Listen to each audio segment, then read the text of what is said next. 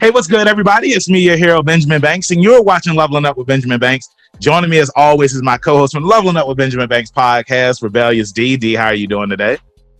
Man, ready to go, ready for the spooky season.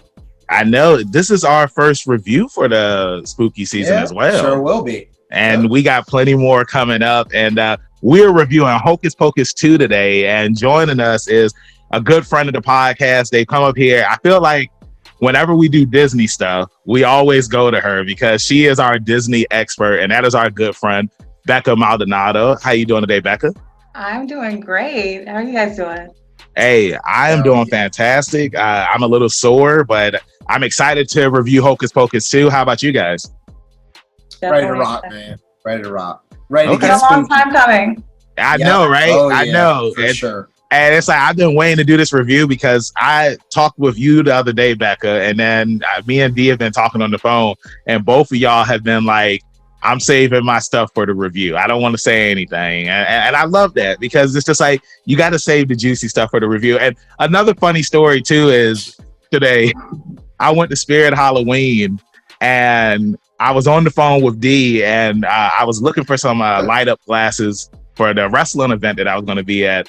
And I didn't see any in the store. And I was just like, Dee, if there's none here in the store, then there's only one person behind it. And Dee was just like, Michael. And then like all of a sudden, Becca was standing right there and she was like, hey, Banks. And I was like, yo. In very Disney Channel fashion. I know, right? Oh, yeah. What are you doing here? Uh-huh. Like Becca, you're not, behind. you're not Michael, by the way, are you? Because it's like as soon as Dee mentioned his name, you appeared. No. Okay. So All right. is this the same Michael that was driving the scary car? Yeah. Yep. How'd you know? Okay. Michael. Oh, snap. Like, Banks told me that he's been haunting me a little bit. Like there would be instances and it's like, it must be Michael. And I'm like, please no. It's always Michael. It's always whenever something bad goes on or like, next time you're having a rough day, just think it's Michael. It's Michael. Just remember. It's always my but it's the reason why Trav ain't here right now because of Michael. You know, I called him, I messaged him, nothing. But anyway, before we get into this review, make sure that you like this video, you subscribe to the channel, and you hit that bell button so that way you're always notified when we have new content here on Leveling Up with Benjamin Banks. And D, like you say every time, as always, episodes of the podcast found in the description. Like, follow, subscribe to the channel, and thank you all for watching. That's right. So yeah, let's go ahead and get into this. So Hocus Pocus 2, it came out last Friday, September 30th. 2022, which is the same day that it was released. No, it wasn't released. Was it released in September? When was the original one released? So the original movie, if I'm It was in the summer. It came out in like June. Yeah, it was in the That's summer. right. Yeah, it came out in the summer. Okay, all So right. that's why it was like kind of a flop in the theaters, but like obviously it's developed a cult following. Oh after yeah, for that. sure. But Yep. it might not be the best idea to release, a Halloween movie in June. I agree. Yeah, I believe, if I'm not mistaken, it had something to do with what was being released that year, like what it would have been up against. That Yeah, it was gonna overlap season. with another movie, so they had to like push it. Yeah. So, which is usually the case. So Yeah, but I mean, because of it, I mean, it ended up getting a cult following, and we ended up getting Halloween. I mean, not Halloween. God, you're right. We ended up getting Hocus Pocus 2. I was about to say Halloween 2, but yeah, we ended up getting Hocus Pocus 2. And, I really enjoyed the movie. I've seen people criticize it, saying that it wasn't that good of a movie. The original was better and whatnot. But it's just like, nobody is watching this movie because of the story. Like, I'm just thankful that they were able to get the Sanderson sisters back on screen. It's just like, it felt very nostalgic, just like the original movie. And even with the original movie, the story wasn't that great in that one either. It was just, some kids trying to defeat the witches, which is the same. Movie, man. Yeah. I don't understand. Like, people were expecting this to be like some Hollywood blockbuster with a captivating story. It's not that. It's just a Disney movie. I don't understand what people want. Go ahead, Becca. Go ahead. Sorry, I was gonna say I don't think that anybody was really expecting it to blow them away. I think that a lot of people felt the same way, that we just really wanted to see the original Sanderson sisters, and they wanted to play those characters again just as much as we wanted to see them. Mhm. And so that really, for me, was the best thing, to get to see them, because not only did they give the best performances, but you can tell that they were having so much fun. Yeah. And I love to see that. Look, And D, I want to pass the ball to you, but the only thing I wanted to say was it's the same thing that happened when Coming to America came out. It's just like I was just excited to see all of the original cast that are still living return to the movie. Like I wasn't watching the movie for the story. I was just excited because of the nostalgia. And it's like sometimes people like they expect so much from a movie. Now sometimes it's granted, like Spider-Man No Way Home. You know, we ended up getting the 3 Spider-Men and you know it lived up to the hype. But sometimes it's just like you just got to enjoy something for what it is. But D, go ahead. no, I just wanted to say, from my point of view, I went into this just looking for Easter eggs, to be honest. Mhm. It was a title. I wish we could have got it sooner than we did. That would probably be my only nitpick, because this was one of the staples in my Halloween as a kid. I'm sure y'all felt the same. Yeah. And it was like I didn't really want to wait, but I was just happy to have it. And it was just good to see him back on the screen, you know? I don't know. Yeah, for sure. No, Nothing I to go 100% crazy agree. about. Mhm. Yeah, it's I don't know about you guys, but when you were watching this, did y'all get Halloween Town vibes? Oh yeah. Well, Yeah. this was kind of something that I mentioned to you, Banks. It had very Halloween Town vibes, even especially with the scene where she makes the town dance once again, and which I like that song. Was a good follow up. Yeah, yeah. I liked it. She killed it. She still got her pipes. Yeah. But it just gave off classic Halloween Town vibes to me. That scene specifically, except everybody wasn't turning into monsters or something. You know, that was the only thing. So, Becca. Yeah, I was going to say that while watching this, I was thinking about the original movie and the way that Kenny Ortega directed that. Mhm. The Sanderson sisters definitely brought a lot of camp to those roles, whereas the other characters, for the most part, were playing it pretty straight. Like the child actors, they were playing it straight. Like we're in danger. And we need to do something immediately because we are in trouble here. Whereas watching this, I felt like they still had that same level of camp, but the rest of the cast played it very much like a Disney Channel original movie. Yeah. So there were two things sure. that were happening for me. You had camp and like corniness. Yeah. Hollywood, you know, all that stuff. Yeah, so it was just like, I feel like the corniness was kind of overwhelming, but at the same time, I got everything that I wanted to out of the Sanderson sisters and their performance. I also wanted to say, one thing that surprised me, one of the best performances in this movie came from the book. The book was doing everything. With just this one eye, he was sweating, he was crying, he betrayed his love. Like I felt hurt when he left Winifred. I was like, why did the book give me so much? And there's like all this stuff with Tony Hale and the other characters that I was just like, you're not really giving me the performance that I need to match. You know, this is a legacy. Yeah, for real. So you really have to give it that kind of treatment. I definitely just want to say that I was happy to see my man Billy came back. He was talking, wandering around town. I was like, he said, I've been sitting here waiting since 1993. He's like, what year are we in? Like, can you imagine? I mean, like, well, what else does he have to do? You know, I mean, he doesn't know what technology is or any of that stuff. He's just chilling. That's all he's doing. Yeah. Now, I wanted to bring up because, you know, some fans think that the black cat that's in the movie is really Binks. And we already know that at the end of the original movie, you know, Binks got his soul back and he ended up leaving off with his sister. So I'm just trying to figure out who is this new cat and what is the purpose? Because we see that there's another candle. We also see that the Mother Witch, she appears at the end of the movie. Obviously, they're setting up for a part 3. So I want to know, starting with you, D, like, what are your thoughts on these cliffhangers that we got at the end of the movie? I would be fine with it. Like I said, I think the timeline of the movies would have helped if they were closer to the original. With now just trying to, because then it kind of feels like you're just trying to pump out movies, you know? So, but I think the cat is probably just a red herring. I mean, it's just kind of there.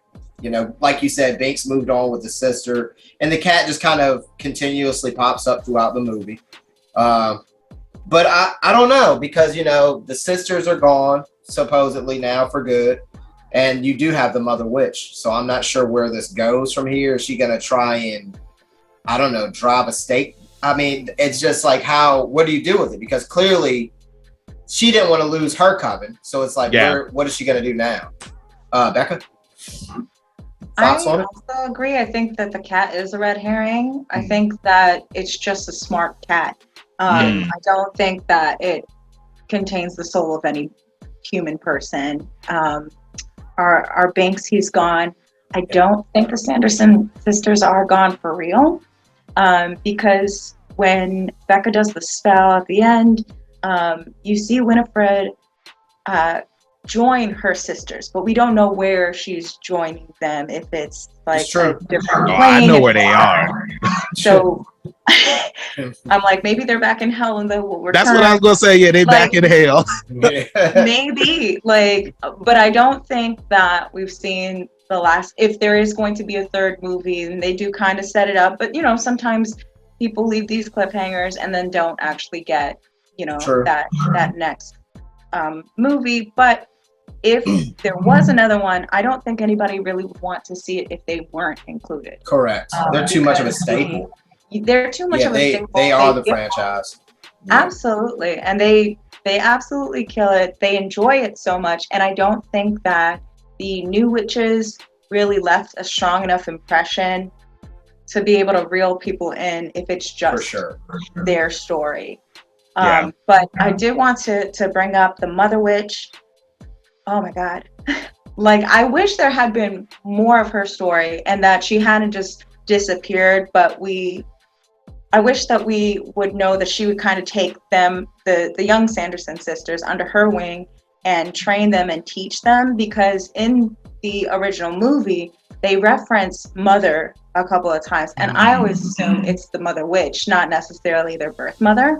Yep. And the Mother Witch was played by Hannah Waddingham from the show Ted Lasso. She plays Rebecca in that. And she is phenomenal. And I think that she also has a great singing voice. So it would have been great to see them all together.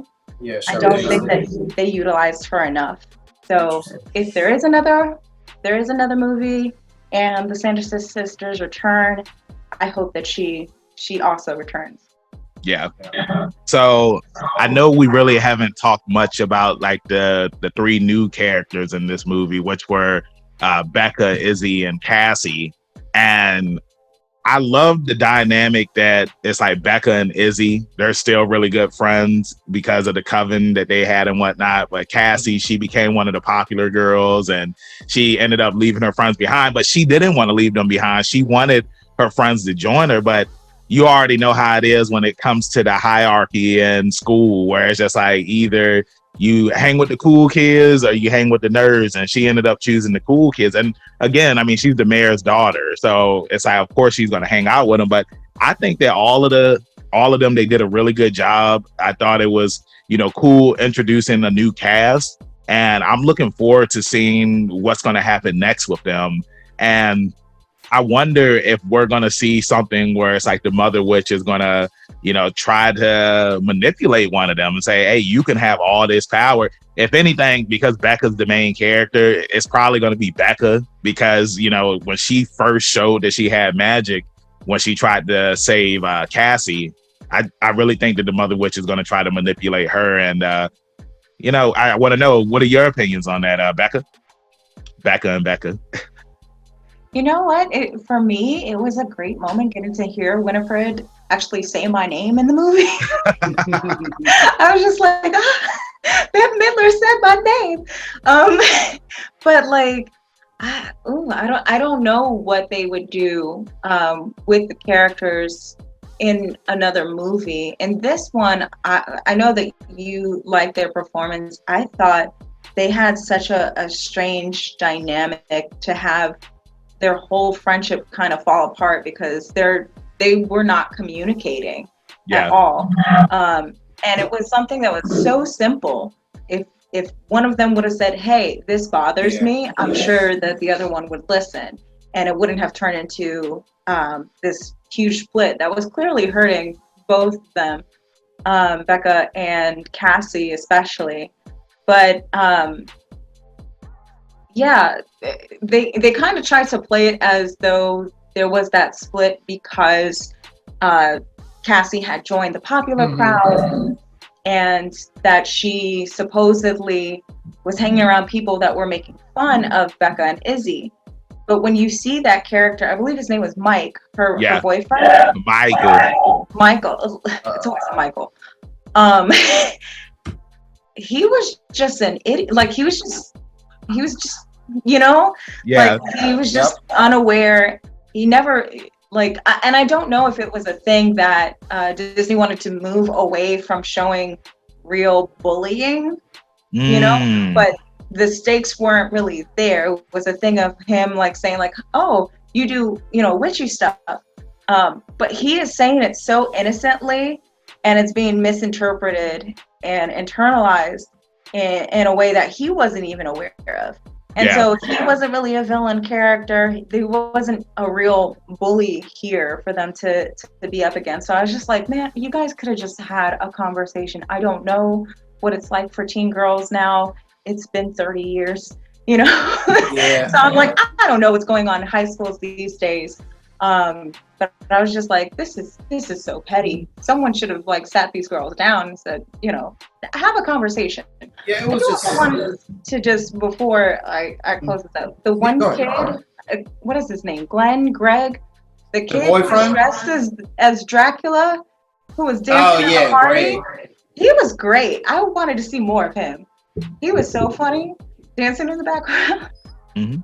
I don't know why they didn't add him in more. I just wanted to say, it almost seemed like they were missing something. Like it was just kind of glazed over why they weren't friends. It wasn't like there was an incident and she was in with the bullies and, you know, made them feel, but it was just like, hey, this isn't cool anymore. I'm not going to be your friend. So I felt like that could have been fleshed out more, to be honest. And the same thing with Mother or the Mother Witch. It was kind of like if they would have given us a little bit of time to know exactly how things work or even fleshed out the spell that she lost her coven or her sisters. It could have been, you know, because that's an easy direction to go in for a third film. You could just say that she wants to take Rebecca's friends and make a new coven and kind of force her out, or she could have them do a spell that would trade Rebecca's sisters for her sisters, you know, but they don't do anything much with either one of those things. And I felt like it would have made the depth of the movie better, in my opinion. I mean, I felt like the runtime was pretty good on this movie. What was the runtime total? Does anybody know? Let me see. It was under 2 hours. It was under 2 hours. Close? Yeah. Okay. You know, go ahead. Something that me and Becca have talked about before is that like a lot of these Disney movies that come out nowadays, like there's never really like a true villain or bad guy in the movie. It's usually kind of what Becca was saying about like their friendship. It's like it's like there's no backstory to it. Like there was no falling out or anything because it's like they were still friends. It's just that she was hanging with the popular kids and they were pretty much the nerds. That was pretty much what it was. But it's like I wonder why Disney has gone that route. I mean, same thing too, like what Becca was saying. Like there was no bully in this movie. And I guess, you know, in the world that we live in today, it's just like you want to kind of shy away from having like a bad guy or a bully because it's just like you don't want to, what's the word I'm looking for? You don't want to give kids a reason to like, oh, okay, well, I saw this in a movie, so I'm going to do this to another kid. I guess I don't know, but go ahead, D. No, I just want to say that that's kind of twisting the message that any child story is giving. If that's the way kids or people are going to perceive things. Yeah. You know what I'm saying? It's never like, oh, let me go bully kids at school. It's like to show them that it's wrong. Yeah, so I agree. I mean, Encanto was another example where there really wasn't. Bruno was literally like a red herring. Yeah. And he was forced out because of his mother. Yeah. Yeah. So, I don't know. I don't think it's a good idea. It's like, imagine Aladdin with no Jafar, Lion King with no scars, kind of, it would feel similar to this. Like, it would be weird. Yeah. It's like for Hocus Pocus, our villains are our protagonists. So in this one, yeah. Well, in the first one, because then in the sequel, you mean the Sanderson sisters? Yeah, the Sanderson sisters are not they're not the protagonists.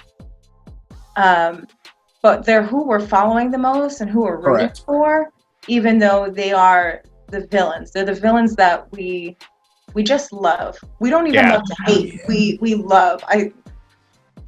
Maybe a little part of me kind of is rooting that they win. Well, yeah, it makes it easier once you get their backstory. Yeah, that's what I was about to bring up. Forced out of town because they didn't want to marry, or the oldest sister didn't want to marry. And then they said that they were witches and all that stuff. So it's just like, it's kind of like you always say, the monsters aren't born, they're created. And even though they were, the bad people in the movie, in the first one and the second one, it's just like, they really didn't feel like they were bad people. They were just trying to live their life and not be killed. And, I mean, to go back to what you were saying about Bruno, like Bruno wasn't the bad guy. He literally stayed away from his family because he thought he was going to hurt him to some degree. So. The Sandersons, let's not forget, they were trying to kill children. But I mean, it makes it yes, they're but not it's innocent. Like but you go back to them getting forced out into the woods, and then mother finds them. If the town and she was about to kill him. But if the town had never put them in that position, she never would have seen the oldest sister's potential. Yeah, I mean, how many stories do we see like that? Like where you have this discarded person who gets picked up by a villain, and then it's like us. It's like leveling up with Benjamin Banks. It's just like they saw my potential, and they got you a Trav. Yes, I'm with this. Oh God, Trav is Trav going to be using a little electric vacuums? Is that what Trav? Little Roombas. Oh my God, no, that's funny. But does anybody else have any final thoughts before we get to the rating that we want to give for the film before we wrap this thing? Name? Was it Gerald or Gilbert? Gilbert. I don't know why. Oh yeah.